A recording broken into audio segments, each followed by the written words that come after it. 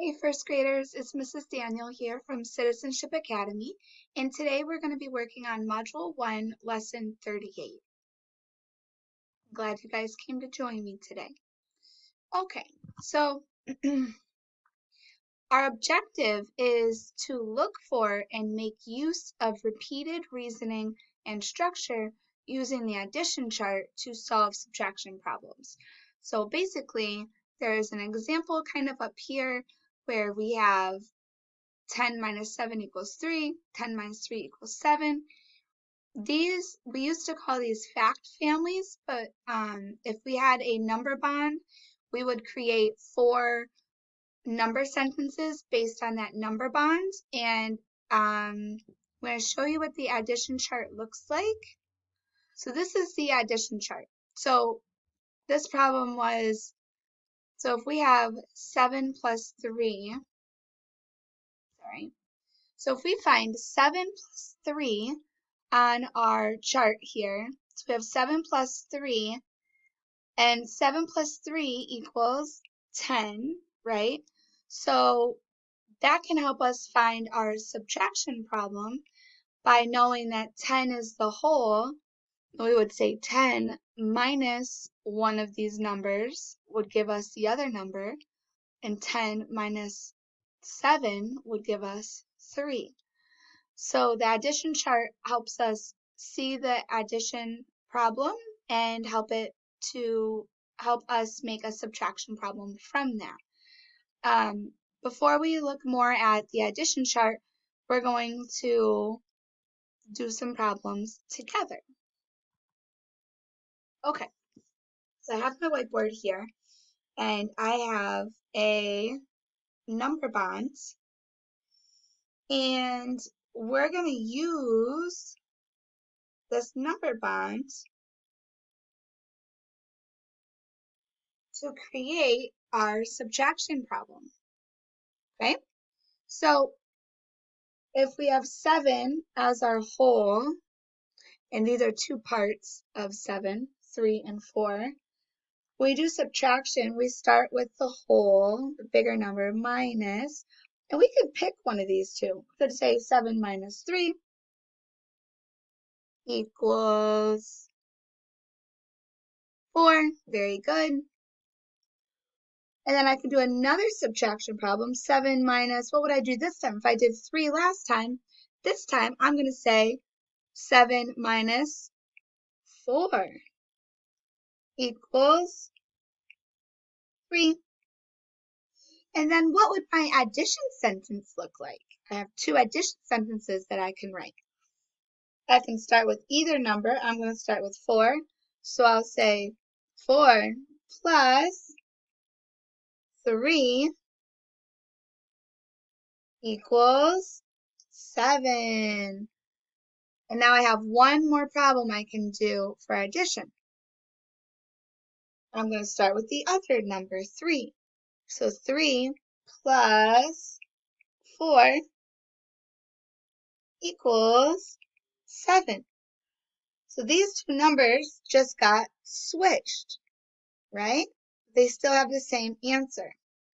So in addition, you can switch your numbers and still get the same answer in addition, not in subtraction. Let's look at another problem.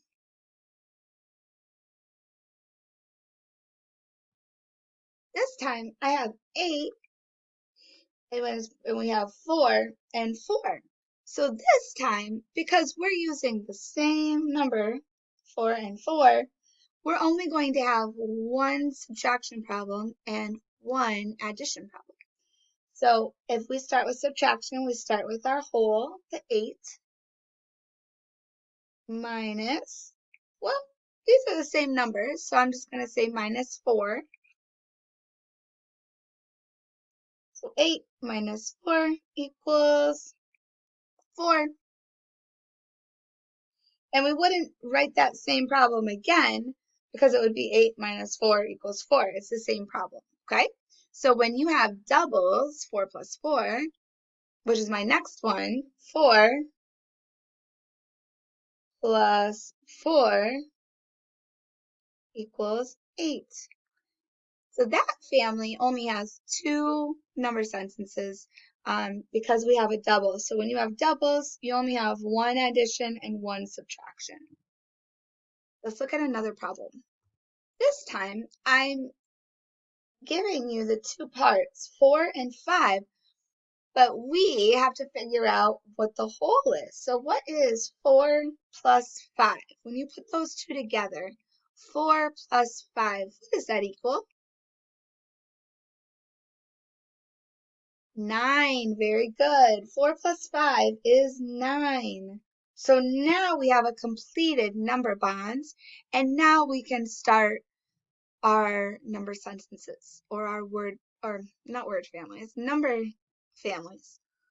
Okay, so we're going to start with 9 minus, which one do you choose? I'm going to choose the 4 this time. 9 minus 4 equals 5. Then we can write another subtraction sentence. 9 minus 5 equals 4. Very good. And now we can do our addition sentence, which means that we start with one of our parts. I'm going to start with 4. So 4 plus the other part, 5, equals 9. And then I'm going to start with 5. Oh, my hand's in the way. Plus 4 equals 9. Very good. And this is our little numbered family right here. Fact family. There we go. Fact family. Okay. Okay. So let's look and see if we can find on our addition chart 4 plus 5. That's the one that we just did. 4 plus 5. Oh, I found it. Did you? 4 plus 5 is right here. Okay? So we could use this addition chart to color in 4 plus 5. And also we could find 5 plus 4, because that was the other one we just did. And from there, we can make our subtraction problem by knowing that 4 plus 5 equals 9. Then we could do our subtraction. 9 minus 4 equals 5. Or 9 minus 5 equals 4. Okay? You can think of it like a number bond. Okay. Well, that is all for today, friends. It was so nice to see you and to work with you on math, and I'll see you guys tomorrow. Bye.